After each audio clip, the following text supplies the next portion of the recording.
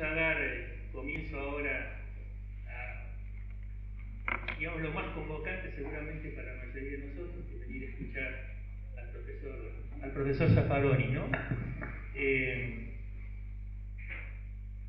No voy a hacer una presentación curricular del doctor Zaffaroni porque tardaría más que lo que se tardó en presentar el libro antes. Entonces voy a aprovechar el título de un programa muy bueno de entrevistas que hace David Letterman en su última edición, que está por la cadena Netflix. El programa se llama El siguiente invitado no necesita presentación. Y los invitados son gente que no necesita presentación, como el doctor Zaffaroni. Todos sabemos quién es Raúl y es un placer para nosotros tenerlo de nuevo en casa.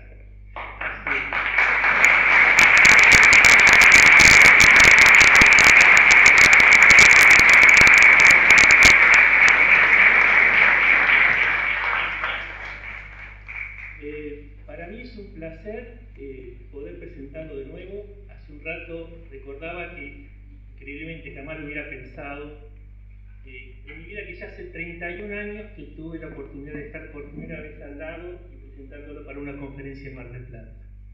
Y él nos ha visitado asiduamente. Es raro pensar que hacía unos cuantos años que no venía en lo presencial, aunque estuvo dándonos algunas clases por Zoom en la carrera de especialización. Tuvimos aquí en Mar del Plata los cursos de verano, pensados y llevados adelante por él.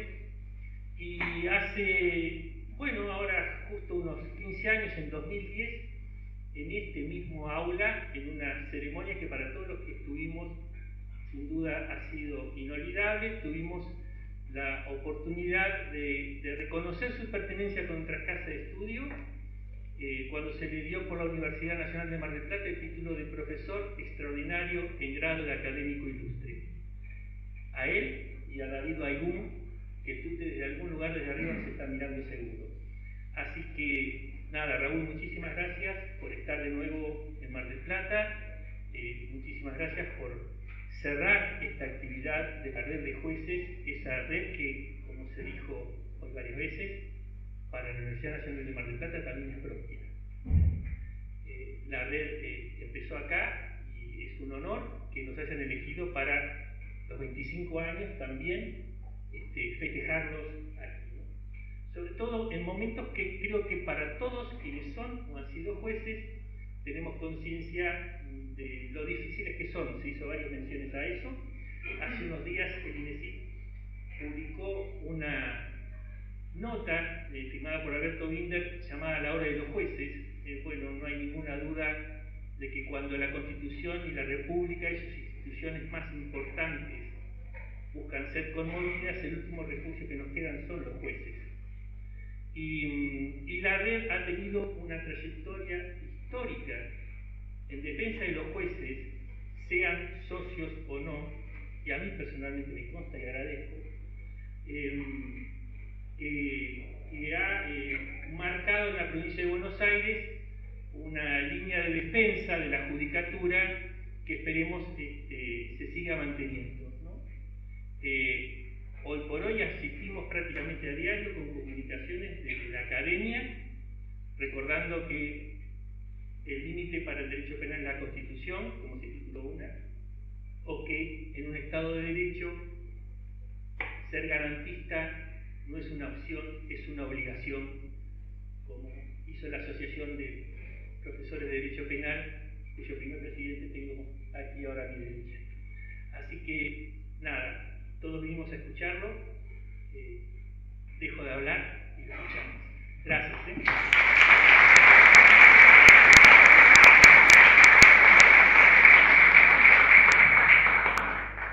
Queridas y queridos jueces, juezas, amigas, amigos, bueno, realmente muchísimas gracias. Yo sé que soy un impresentable, no hay absolutamente ningún problema en eso. Y lo segundo, que creo que lo mejor que podría hacer en este momento es irme, porque generaron tal expectativa sobre lo que yo vaya a decir, que naturalmente cualquier cosa que diga, por brillante que sea, va a desilusionarlos. Pero bueno, quedaría muy mal que me vaya en este momento, claro. Entonces, por eso, bueno, vamos a hablar.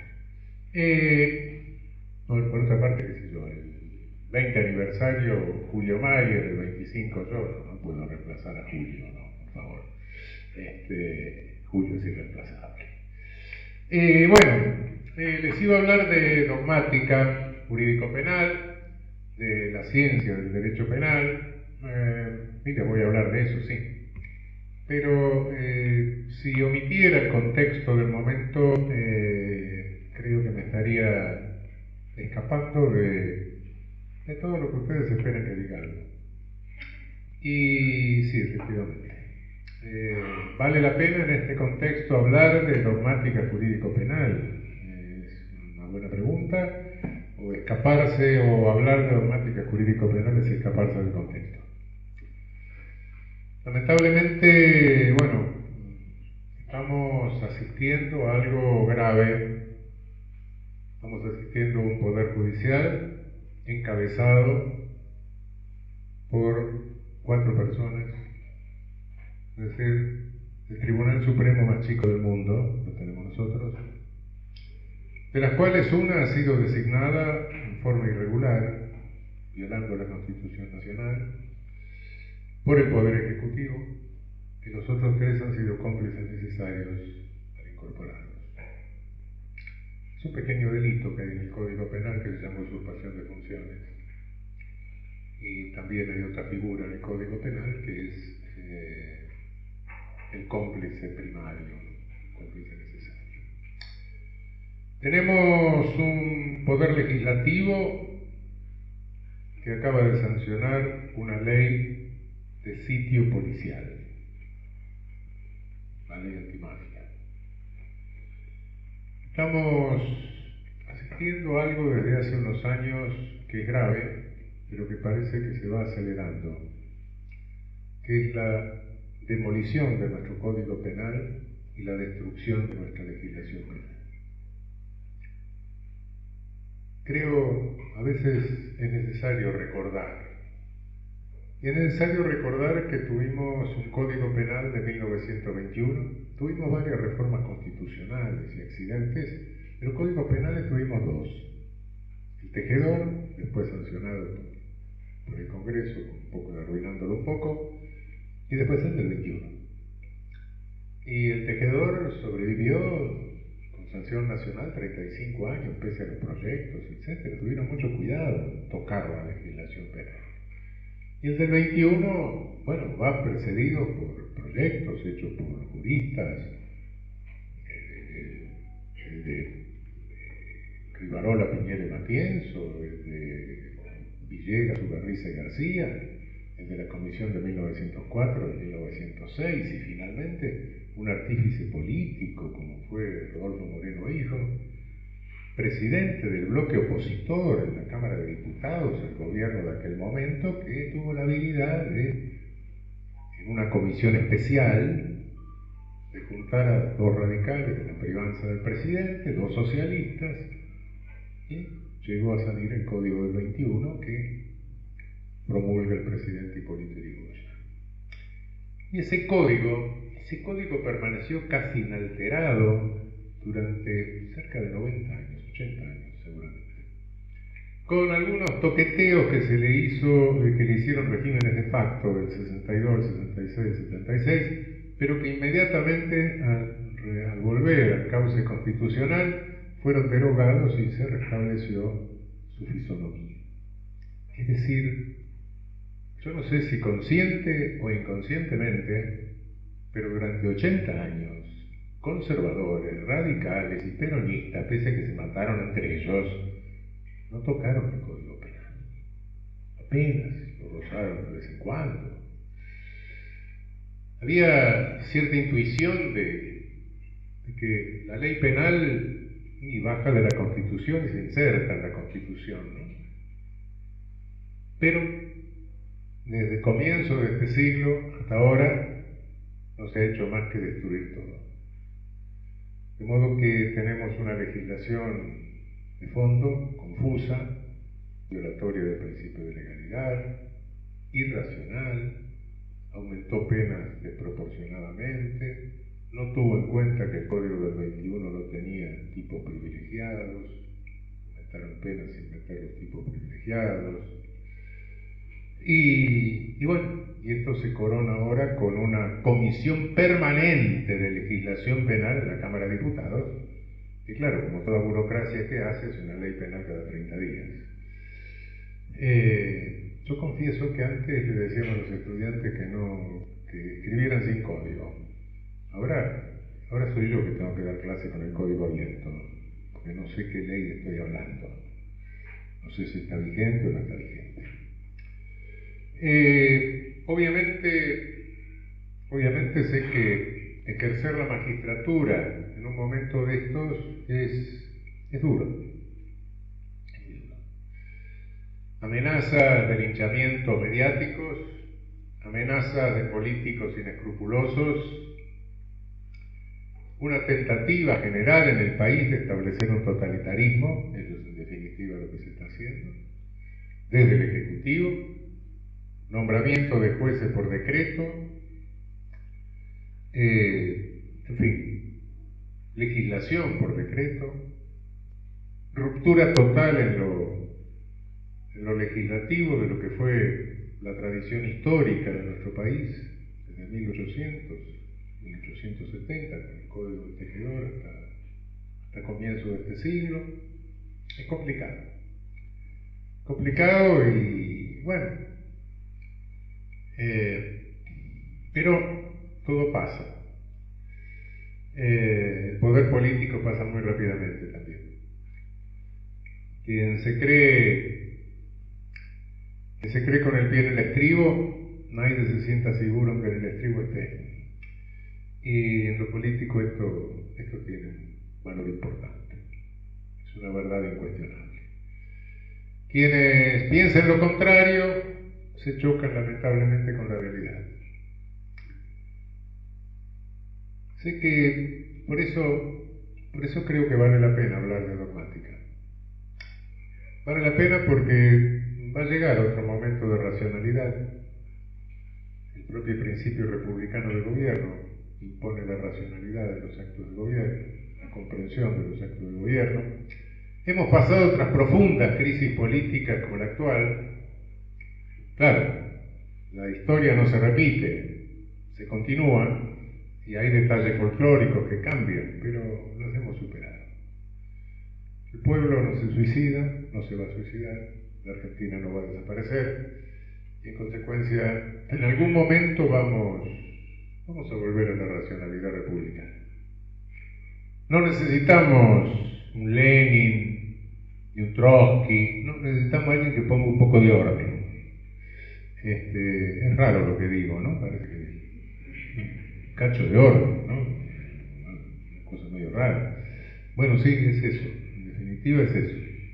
Un poco de orden republicano, el ideal del Estado de Derecho perfecto, eso no existe en la realidad, pero bueno, algo que más o menos nos acerque un poco, nos aproxime un poco a lo que sería el ideal, ¿no? Un poco de orden en definitiva. Y eso, en ese momento, bueno, tengamos cuidado nosotros de no incurrir desde lo académico en una falla grave. Ya hemos incurrido en falla grave. Hemos incurrido. Muchas de las cosas que nos suceden y que suceden en nuestra magistratura,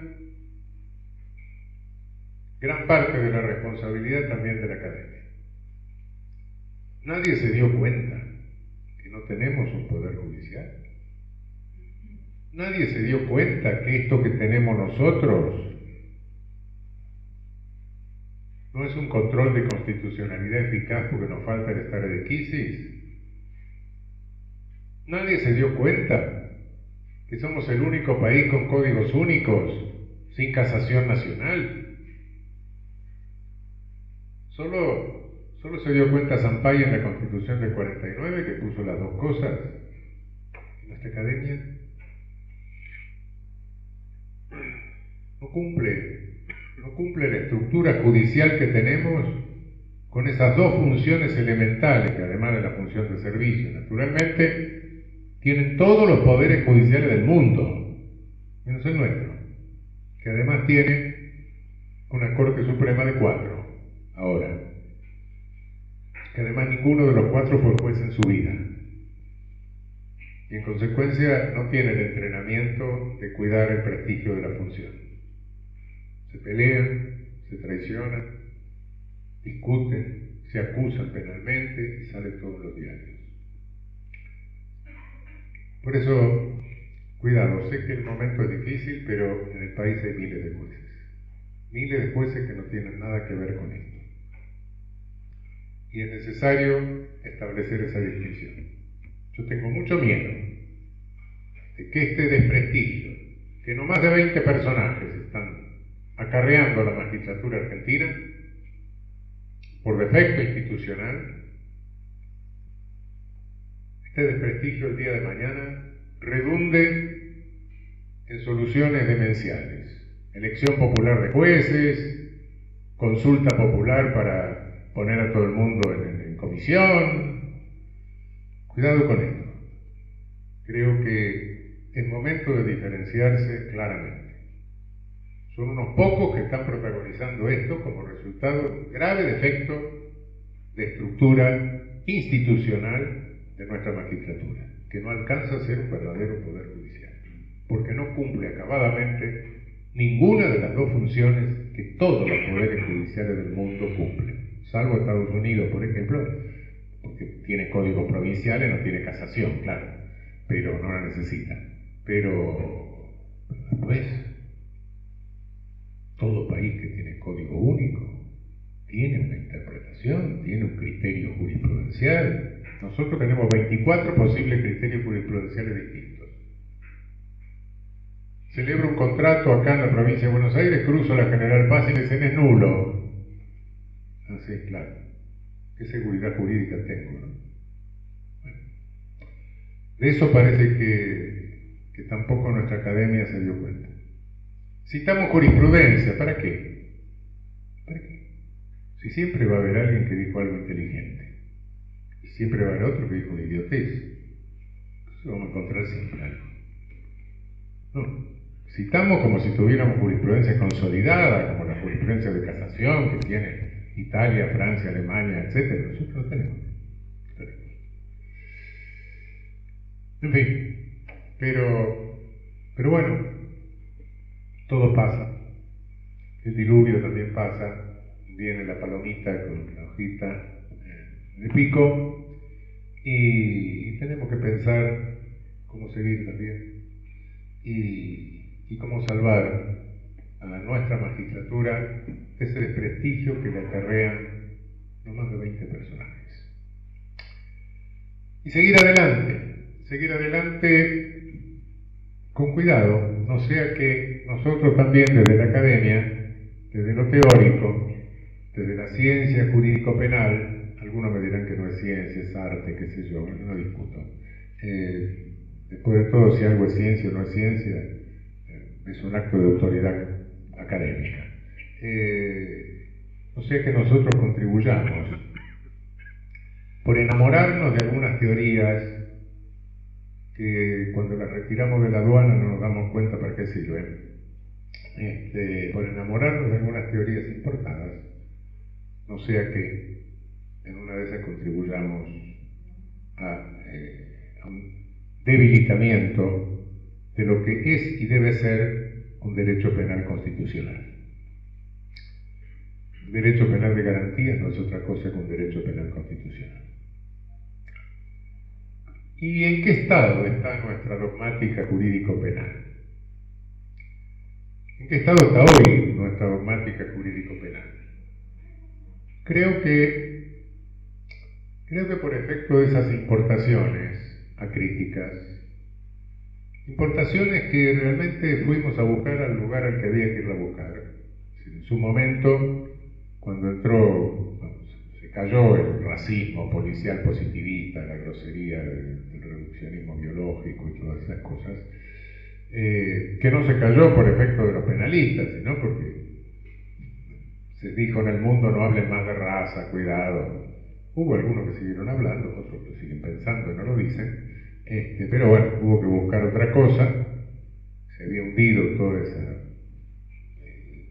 simplismo racista, policial, del positivismo, y la fuimos a buscar a Alemania. Estaba bien, sí, país donde estaba más refinado, no podía mostrarlo de otro lado. Correcto. Pero bueno, creo que hasta hoy no superamos cierto estado de adolescencia. Una de las características de los niños y de los adolescentes es la omnipotencia. Creo que tenemos una dogmática jurídico-penal omnipotente. Cada autor cree que él puede inventar la pena y el mundo. Y entonces, desde 1830, en que Anton Bauer clasificó las llamadas teorías de la pena, hoy abrimos los manuales de derecho penal, no los últimos, porque los últimos directamente no tratan de la pena, ya la pena, el derecho penal sin pena. Y al llegar a la parte de la pena, vemos las teorías de la pena. Teorías absolutas, relativas, las relativas, prevención general, prevención especial, positiva, negativa, cada una, se repite. Clasificación del viejo Anton Bauer, pobre, que lo fusilan, lo copian, lo plagian sin citarlo, por otra parte, por eso lo traduje hace un tiempo, por lo menos cítenlo. Y somos una especie de patología del derecho, ¿no? Somos la única rama del derecho donde nuestra sanción no se sabe bien para qué sirve y se distribuye en este abanico de teorías, ¿no? Los civilistas saben que la sanción civil sirve para reparación, restitución. Los administrativistas, bueno, la coerción directa de una situación grave en curso, riesgosa, peligro en curso, inminente, y así sucesivamente. Nosotros no, nosotros discutimos todo este abanico y elegimos. Cada autor que hace una sistemática elige alguna de esas teorías o elige varias y las combina, las mezcla, sin darse cuenta de que detrás de cada teoría de la pena hay una teoría del Estado. Si yo soy partidario del retribucionismo kantiano, es porque detrás del retribucionismo kantiano está la concepción ética kantiana del Estado. Si soy partidario del retribucionismo hegeliano, porque está la idea del Estado racional hegeliano. Si soy partidario de que todos tienen que ser terapéuticos, de medidas de seguridad, etc., es porque soy partidario de un Estado terapéutico. Si digo que la pena tiene que ser el mejoramiento moral, etcétera, etcétera, bueno, me he ido a un concepto moralizante del Estado, a un concepto... Bueno, sí, pero eso es lo que a mí me gustaría que fuera la pena y el modelo de Estado que me gustaría que fuese, no el que es. Y en base a eso escribo todo el resto del libro. Ahora, ¿para qué hacemos dogmática jurídico-penal?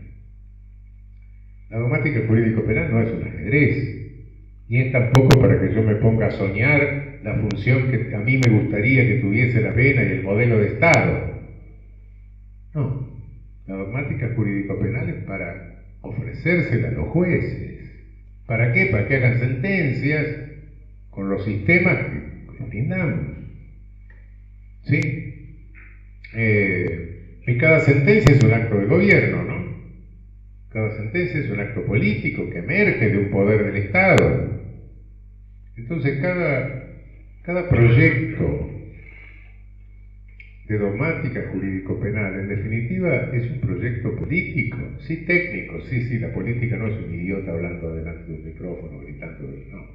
Hoy la política es técnica, política sanitaria, etcétera, todas. Sí, bueno, salvo la política criminal. Pero bueno, sí, es un proyecto político, técnico, sí, pero político. Y la pregunta es esta: ¿se puede hacer un proyecto político privado de datos de la realidad? ¿Se puede hacer un proyecto político soñando con que yo al escribir un manual de derecho penal estoy proyectando una pena y un Estado, un poder punitivo y un Estado? ¿Puede cada juez creer que adopta uno u otro sistema que está proyectando con esto un Estado? Un Estado que no existe. No. Tenemos los estados de derecho que tenemos, con sus defectos, con sus virtudes, bueno, más o menos vamos adelante. Y el poder punitivo, la pena. Ninguna de esas teorías de la pena es como la pena funciona en la realidad social. A veces coincide con algo, pero a veces no. No, pero la pena tiene un efecto preventivo disuasorio. Tiene el efecto preventivo disuasorio de todo el derecho. Pagamos el alquiler porque si no nos desalojan, pagamos la deuda porque si no nos embargan. Sí, pero en materia penal el efecto disuasorio, cuidado, el efecto disuasorio funciona cuando más o menos puede haber cierto grado de racionalidad en un cálculo de costo-beneficio. Pago los impuestos para que no, porque la multa me puede salir muy cara y puede ser catastrófica. Sí,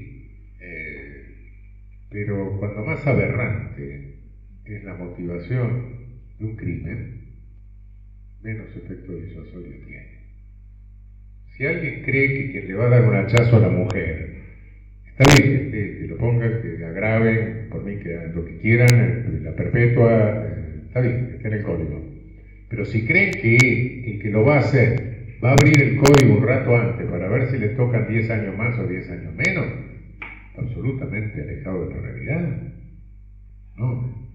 Cuando el delito tiene motivaciones más aberrantes, el efecto disuasorio es menor.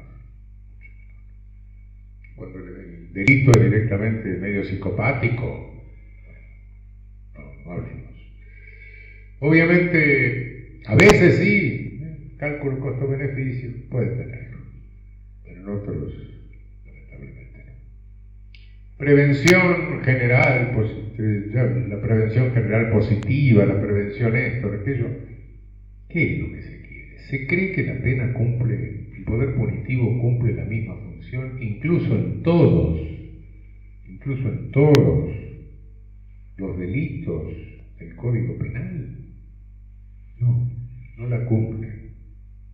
Es lo mismo el poder punitivo que se ejerce sobre el que libró un cheque sin provisión de fondos que el poder punitivo que se ejerce sobre el psicopatón que viola a una mujer y la mata. No es lo mismo. Tiene otros objetivos. Bueno, pero ¿y cuál es entonces la función de la pena? Desgraciadamente tenemos que llegar a una conclusión. Y no desgraciadamente, sino en la realidad. Una conclusión que un viejo jurista del siglo XIX, brasileño, Tobias Barreto, sintetizó magníficamente y con una intuición que a lo largo del siglo pasado se ha ido confirmando. Quien quiera justificar la pena, no se esfuerce mucho, es un hecho político. Quien quiera justificarla, si es que ya no lo hizo, tendrá que justificar también la guerra. Ojo, esto lo escribió mucho antes del derecho internacional humanitario, ¿no? Ni se pensaba en eso. Y efectivamente, la pena es poder punitivo. El poder punitivo no se puede definir positivamente. Lo tenemos que definir por exclusión. Es todo aquel modelo que escapa a los modelos eficaces de solución de conflictos y que decide verticalmente en el conflicto sin resolverlo, sea formalmente o informalmente. Es poder político. El poder punitivo lo ejerce el que tiene poder para ejercerlo. Y la guerra la hace el que tiene poder para hacerla. Esa es la realidad. Solo que los internacionalistas han sido más humildes que nosotros y en un momento dado dejaron de discutir cuándo la guerra era justa e injusta. Y entonces dijeron, no, vamos a hacer otra cosa, vamos a hacer una rama del derecho para acotar los efectos más crueles, más sanguinarios, más inhumanos de la guerra. El derecho internacional humanitario con la Cruz Roja Internacional, claro. Evita que fusilen a los prisioneros, que dejen ahogar a los náufragos, que maten población civil a mansalva, esas cosas. Nosotros no. Seguimos discutiendo cuando la guerra es justa. Seguimos discutiendo teorías de la pena que se nos ocurren a nosotros en nuestra imaginación. Tenemos una imaginería penal. Y la realidad es que lo único que sí es verificable, indiscutiblemente y trágicamente verificable, es que si no estamos nosotros para acotar racionalmente el ejercicio del poder punitivo, este se desborda y acaba en un genocidio. Quien cree que si desaparecemos nosotros, jueces, código penal, lo que sea, que el poder punitivo desaparece, está separado de la realidad, es un esquizofrénico. No, si desaparecemos nosotros, el poder punitivo se expande por sus órganos de ejecución y acaba en genocidio. Y a las pruebas me remito, la CSS, la KGB stalinista, bueno, ¿qué era? La Geheimstaatspolizei, policías, sin ejercicio de poder punitivo. ¿Cómo me dirán? Bueno, pero ¿y qué? En realidad, los varios millones de judíos, gitanos, gays, que mató el nazismo, no lo mató pasando por los tribunales. Lo mató sobre pretexto de poder policial, de limpieza étnica. Nunca pasaron por los tribunales. Por los tribunales pasaban algunos opositores políticos, el Volksgericht, el Tribunal del Pueblo. Nosotros no. Fue ejercicio administrativo, derecho administrativo, policial. Pues, cuidado con esta ilusión. No somos nosotros los que ejercemos el poder punitivo lo ejercen las agencias ejecutivas. Nosotros somos los que tenemos el semáforo para decir, bueno, si esto que tenemos delante es grave, luz verde, si esto que tenemos adelante es una pavada, luz roja, y si no tenemos las ideas claras, una luz amarilla y esperemos que aclare. Ese es todo nuestro poder. Si no funciona el semáforo, el tránsito no lo controla nadie y acabamos en el desastre. Y esto sí es lo verificable. Esto es verificable. ¿Y por qué? Porque entonces ese poder punitivo no ejerce ninguna función. No, al contrario, muy al contrario. No es que no ejerza ninguna función. Es un hecho político, es un factum político. Y un hecho político tiene múltiples funciones. Tantas funciones que no hay nadie que pueda agotar todas las funciones que puede llegar a tener el ejercicio del poder punitivo. Funciones a veces inimaginables. No hay sociólogo, por sagaz que sea, que pueda decirme, agotarme todas las funciones. ¿Por qué? Porque es un hecho político. Es un descarnado hecho político. Ah, bueno, pero entonces tendría que desaparecer. Paremos. Yo tengo que hacer ciencia jurídico-penal hoy y aquí. Discutamos en un café de París, tomamos un aperitivo rico, etcétera, de dulzón, todas esas cosas.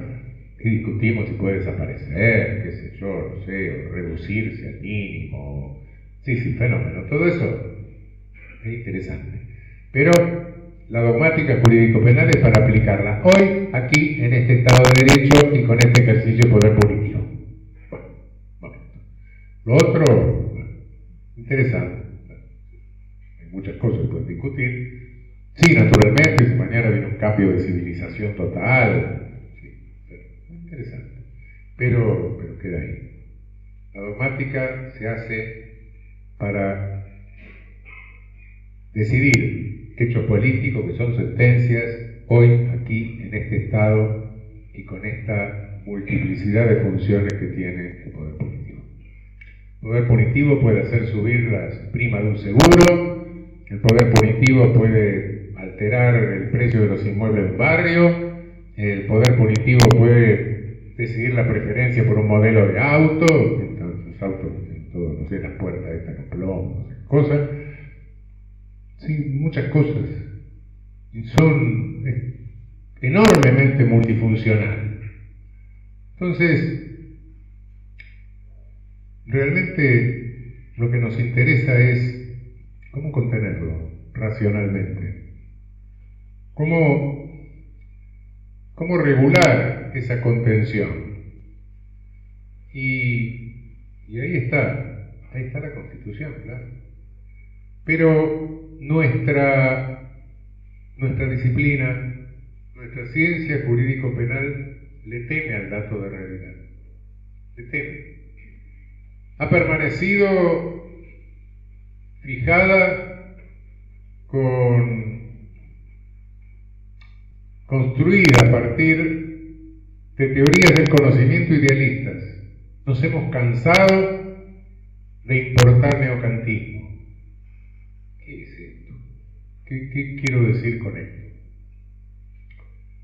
El neocantismo es una posición filosófica traída al derecho que dice que es realista porque dice que lo de afuera existe, es decir, ustedes existen, no son una cosa que me imagino yo dentro de mi cabeza, están ustedes ahí, estoy yo acá, tampoco ustedes me imaginan dentro de su cabeza, estoy acá, pero el mundo, dice, es caótico, es desordenado, es como, ¿vieron cuando uno se muda y llega a una nueva casa y viene el camión de mudanza y tira todo? Está todo adentro, sí, pero está desordenado, entonces no puede usar la casa como casa hasta no poner cada cosa en su lugar. Está la heladera en el dormitorio, está lo cubierto en el baño, bueno. Y entonces se necesita algo que ponga orden para hacer disponible el mundo. ¿Y qué es lo que pone orden? El valor, me dicen los neocantianos. Ah, qué bien. Bueno. Y uno le pregunta qué son los valores. Y la respuesta es bastante crítica. No, me dicen, los valores no son, los valores valen. Hijo, bueno, está bien, ¿para quién valen? Ah, no, esa es una pregunta de facto. No, yo cultivo una ciencia de la cultura, no una ciencia de hechos. Eso pregúnteselo a un sociólogo. No se lo voy a preguntar al sociólogo, me dice que los valores valen para quien impone los valores, naturalmente. No tengo por qué preguntárselo a un sociólogo. Tengo que mirar la realidad.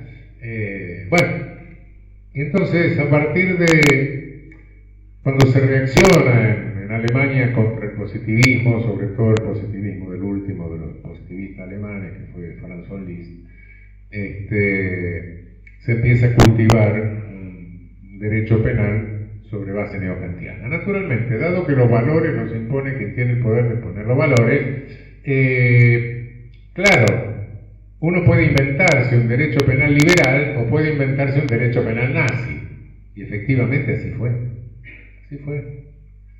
Se inventó un derecho penal liberal, neocantiano, Gustav Rathrow, Max Mayer,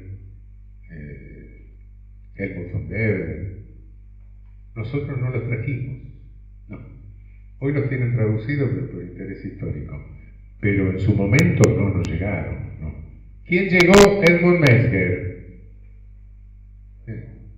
El derecho neocantiano el derecho penal neokantiano nazi. Sí. El señor Metzger sostenía, entre otras cosas, que se podía juzgar la conducción de la vida.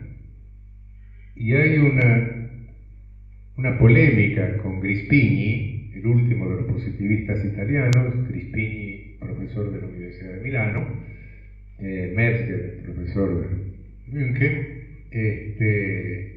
a ver quién era más nazi, o quién con su teoría podía legitimar más la legislación penal nazi. La tienen ustedes traducida, está publicada por el no estoy haciendo propaganda, pero si la quieren. Es la cosa más vergonzosa, la polémica más vergonzosa que se pueda haber conseguido. ¿Qué decía el señor Metzger? El otro era el positivista, la peligrosidad, qué sé yo, el cuerpo social del cual había que destruir los entes patógenos del cuerpo social, ¿no? Cosa positivista. Y Metzger decía, no, un momento. No debo juzgar el momento de arbitrio de la comisión del hecho, sino porque en ese momento el sujeto ya no es muy libre. Y tomaba al pobre Aristóteles, que no podía decir nada porque se había muerto un tiempo antes. Entonces decía, bueno, la virtud está en el medio, la valentía, por ejemplo, sí. Pero se aparta de ese medio el que cae para el lado de la cobardía o el que cae para el lado de la osadía. Y cualquiera que se desvía para cualquiera de esos dos lados llega un momento en que cobra tal velocidad que no puede parar. Entonces, no tengo que tomarlo en este momento, sino que tengo que juzgar toda su conducta de vida. La Führungsschuld. ¿Qué? ¿Está juzgando la existencia? Sí. El señor Metzger consideraba que podía juzgar la existencia y reprochar la existencia. Es decir, Grispini y los positivistas pensaban que los jueces tenían la función de leucocitos sociales. Y creía que los jueces tenían una función divina de hacer el juicio final en la tierra, o por lo menos de remitir a alguien afuera ya con un expediente armado. Es alienación total. Y eso fue lo que trajimos. Eso fue lo que llegó a nuestra América, que se difundió en los países de nuestra América. Teorías, bueno, después por supuesto Francisco Muñoz Conde encontró el contrato de recibo de Metzger de la CSS, la visita al campo de concentración, todas esas cosas. Pero como era la ciencia que llegaba, la ciencia neokantiana, pero claro, llegó un momento dado que, la ciencia neokantiana, este invento de funciones de la pena, este invento de Estado que no existen, bueno, cansó un poco. Entonces, cuidado, hay que meter datos de la realidad. Y el dato de la realidad más importante que tiene que tener la dogmática jurídico-penal sobre el ejercicio del poder punitivo es la selectividad. El poder punitivo se reparte inequitativamente. Y no necesito remitirme a nadie para ver esto. Vemos el resultado, vemos quién está en la cárcel. No es cierto que la selectividad la haya traído la criminología crítica. La criminología crítica, sobre todo la criminología marxista, llega un momento de impotencia, qué sé yo, el marxismo de Frankfurt, no sé, las cosas raras que trae. Hay un momento dado donde entonces no se puede hacer nada hasta que viene la revolución total, tiramos todo por la ventana también, entonces llega una situación de impotencia absurda. Se convierte en una crítica social, etc. No, la selectividad no es de la criminología crítica de los años 60-70. La selectividad la pone de manifiesto Sutherland en los años 30 con el delito de cuello blanco, el white collar crime. Evidentemente que, claro, hay un reparto de quién ejerce el poder punitivo, las policías. ¿Y las policías qué hacen? Lo más fácil, que hace cualquier burocracia. ¿Qué es lo más fácil? Bueno, agarrar a alguien que tiene cara de chorro, se viste como chorro, habla como chorro y roba. Entonces va por uniforme por la calle. Los estereotipos, en función de estereotipos, se seleccionan y por otra parte son los que no traen ningún problema. Si hay que procesar a otros, eso sí va a traer algunos problemas. Entonces se hace lo más simple es eso, no estoy teorizando sobre lucha de clases sociales ni cosas por el estilo, sino el dato de la realidad, dato real. Bueno, ese dato no lo puede incorporar, no lo puede incorporar. Hay una resistencia a incorporar cualquier dato realista. Entonces, nos mantenemos en esa adolescencia omnipotente y bloqueamos cualquier dato realista. Y cuando alguien quiere decir, no, pero mira que acá hay una impunidad de un cierto sector, y hay una punición del otro, guarda con esto, está bien, no por eso hay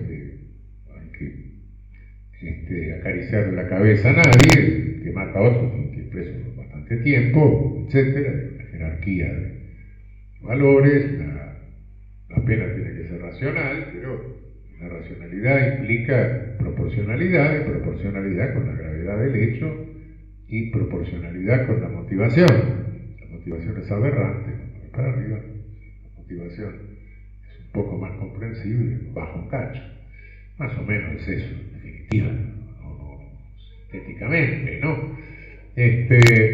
Bueno, pero no, si incorporo datos de realidad, no, vos sos criminólogo. Entonces tratan de echar del derecho penal. Bueno, pero no, sí. Soy criminólogo, pero siempre hice derecho penal. Y lo voy a seguir haciendo.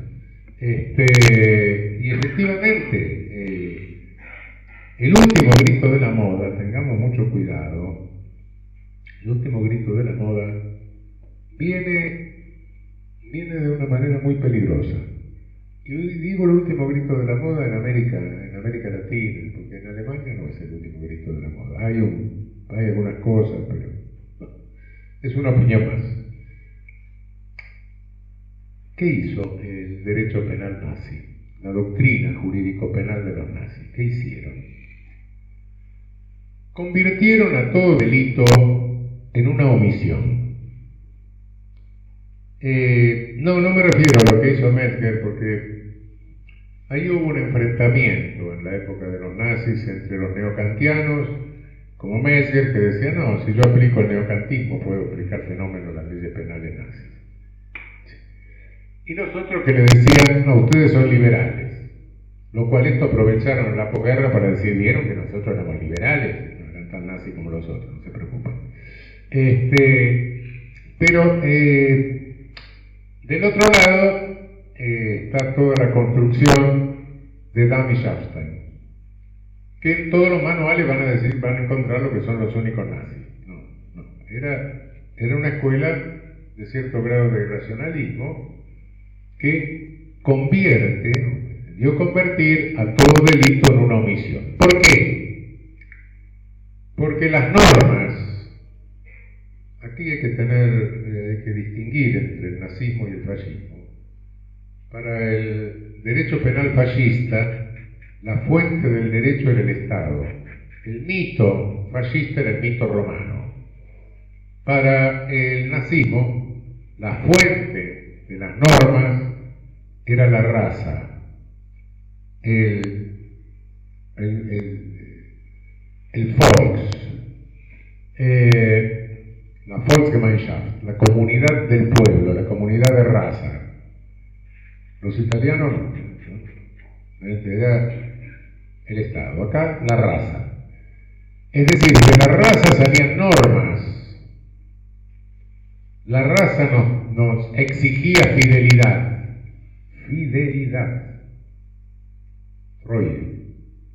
Rex Troye, fidelidad al derecho, a las normas que emergían de la raza, de la comunidad del pueblo alemán. Y cada delito era una violación a la norma emergente de la comunidad del pueblo. Era el incumplimiento de una de esas normas. Entonces la estructura del delito era omisiva.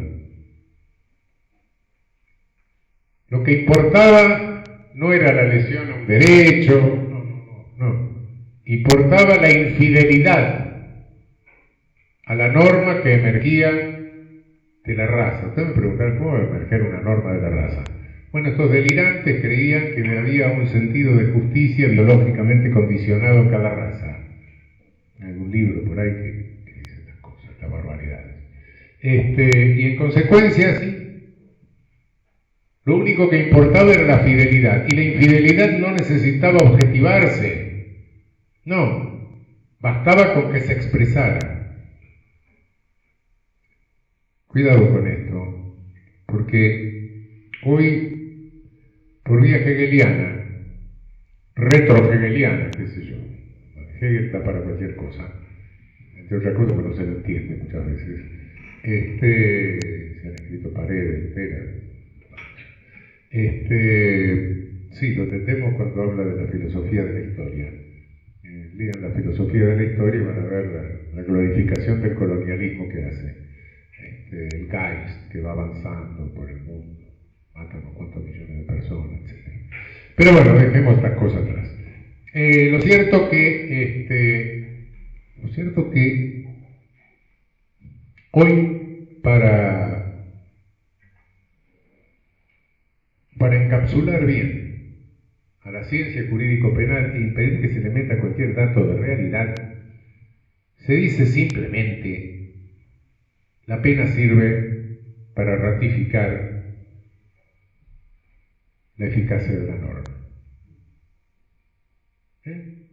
Es Hegel puro, El delito es la negación del derecho, la pena es la negación de la negación del derecho, la reafirmación del derecho, la negación de la negación es la afirmación. Hegel puro. Ideal. En la sociedad ratifica la vigencia de la norma, la eficacia de la norma. Y depende, ratifica la eficacia de la norma respecto de unos cuantos, de los otros no.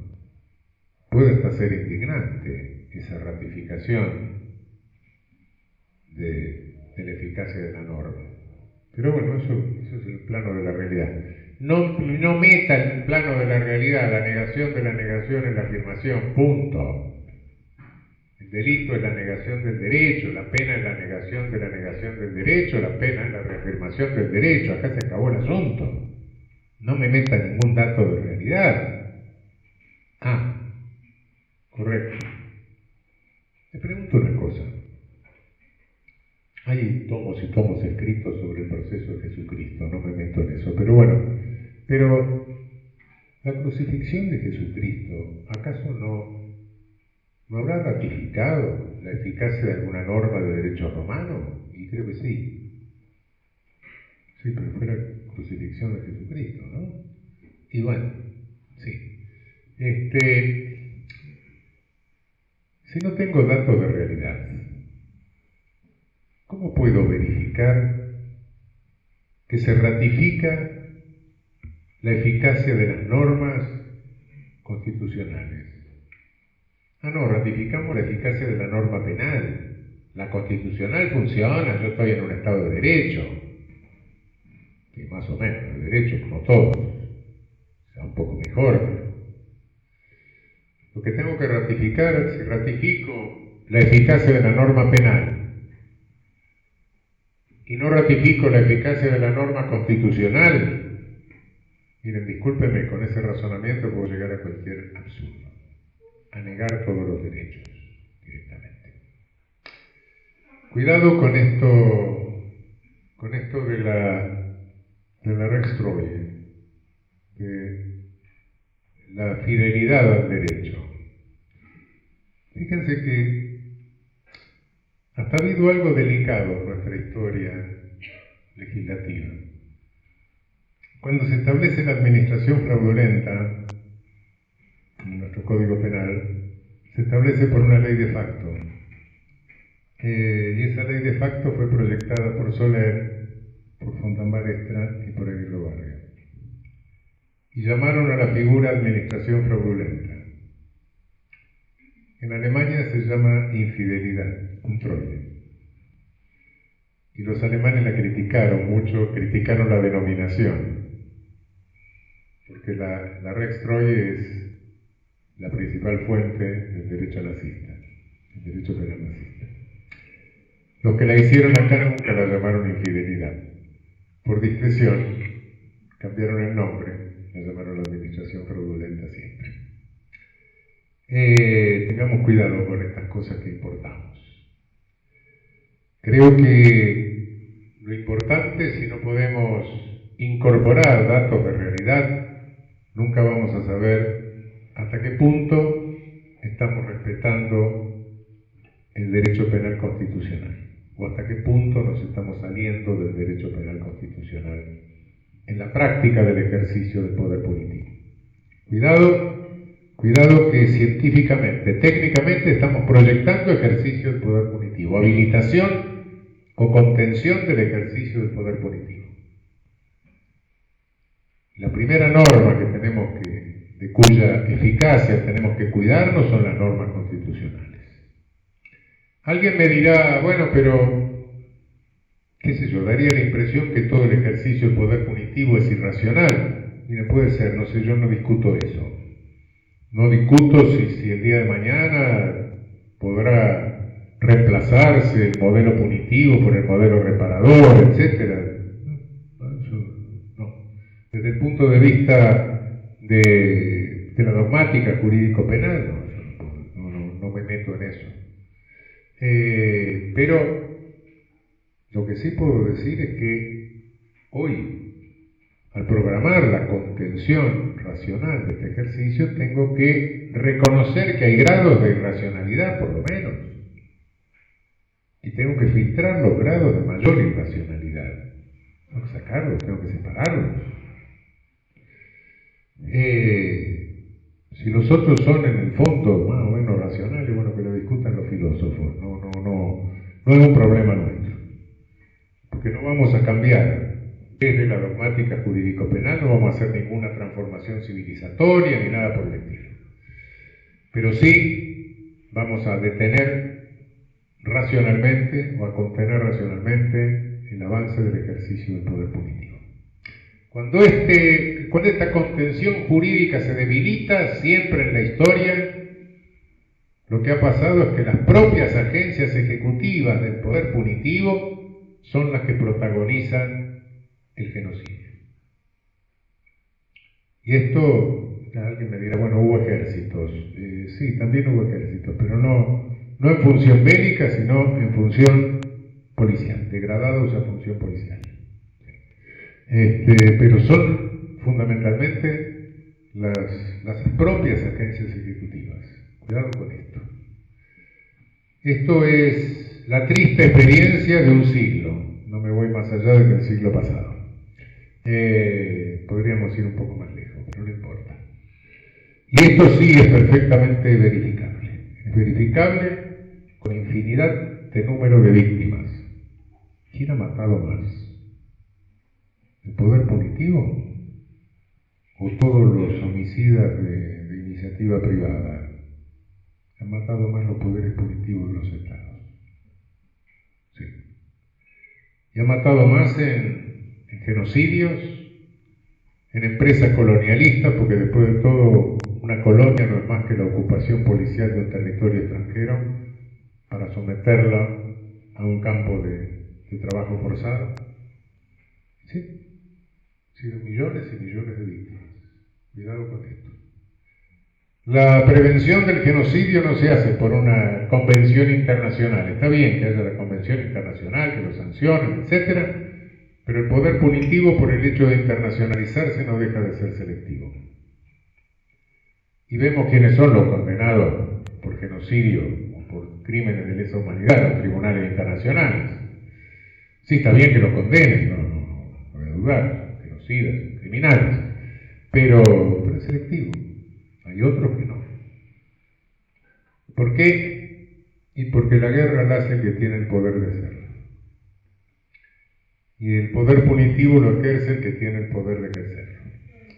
Si no limitamos ese poder se desborda.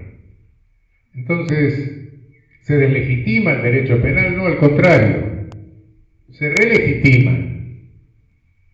Se relegitima diciendo mi función esencial es la de esa contención racional, de esa contención que me marca la Constitución, que me marcan los tratados internacionales. Contención que me permite filtrar el ejercicio más irracional del poder político. Es una especie de dique. ¿Qué funciones tiene el agua? Hay muchas, ¿no? Sí, pero una de ellas es que si no la paramos nos ahoga. Bueno, el poder político es igual. La metáfora del dique no es gratuita. Necesito el dique. Si el dique se rompe, chao. Viene el desastre. El poder punitivo es igual. No tengo por qué legitimarlo. No tengo por qué legitimar una función que no es ni de los académicos ni en definitiva de los jueces. Es una función policial. Necesaria, sí, cuando es más racional, innecesaria cuando es muy irracional. Y tengo que eliminar esa cuota de irracionalidad. Y dejar pasar como en los diques. El dique no puede contener todo el agua. Hay una parte que la tiene que dejar pasar, la menos turbulenta, la menos riesgosa. ¿Sí? Aquí también. Aquí esa la tenemos que dejar pasar. Lo menos irracional tiene que pasar. Nadie discute que el que mata a otro tiene que salir de circulación un tiempo. Resalta mano armada, qué sé yo. Bueno, sí, claro, por supuesto. Pero el Código Penal se limita a eso que dice la criminología mediática, ¿no? ¿Por qué? ¿Por qué es selectivo el poder punitivo? ¿Por la lucha de clases? No. ¿Se imaginan ustedes si existiría, con esto termino, si existiría la posibilidad de que mecánicamente, cada vez que alguien incurre en la violación de una norma antepuesta a un tipo penal, se bajara una pena? ¿Leyeron ustedes la parte especial del Código Penal, todas las leyes penales especiales, todo lo que están inventando nuestros legisladores desquiciados, etcétera? No queda ninguno de nosotros para cerrar la puerta del lado de afuera. Es una locura. La criminalización primaria es un proyecto irrealizable. Y las agencias de criminalización secundaria tienen una capacidad operativa limitada. ¿Y por qué es selectivo? Y bueno, porque las agencias de criminalización secundaria hacen lo que hace cualquier burocracia, lo que es más fácil. Bueno, por eso es simplemente, es estructurar la selectividad. Cada coyuntura política se podrá ocupar para una cosa, para la otra, etcétera, pero la selectividad en sí es estructural. Y es estructural aquí, es estructural en Estados Unidos, es estructural en Europa, es estructural en la China. Y nadie me diga que en Estados Unidos más de la mitad de los presos que tienen son negros. Hay una sobrerepresentación, naturalmente. Y nadie me diga que tan mal la deben pasar los extracomunitarios en Europa. Y sí, bueno, nosotros no importamos, ni tenemos los problemas raciales de Estados Unidos, pero los creamos. Esa es la realidad. La selectividad es un dato que tenemos que incorporar necesariamente a la estructura analítica del delito, a la dogmática jurídico-penal, a la construcción de la pena, a la teoría de la culpabilidad, a la teoría de las causas de justificación y a la teoría de las causas de exculpación.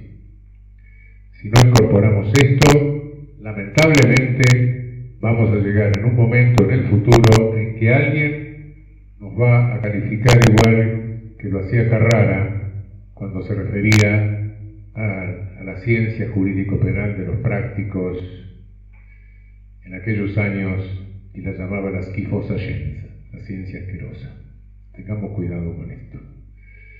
Trabajemos una dogmática realista, trabajemos una dogmática de contención racional del ejercicio del poder punitivo, que además no es una elección, es un mandato que nos viene de la Constitución y que nos viene del derecho internacional. Bueno, muchísimas gracias.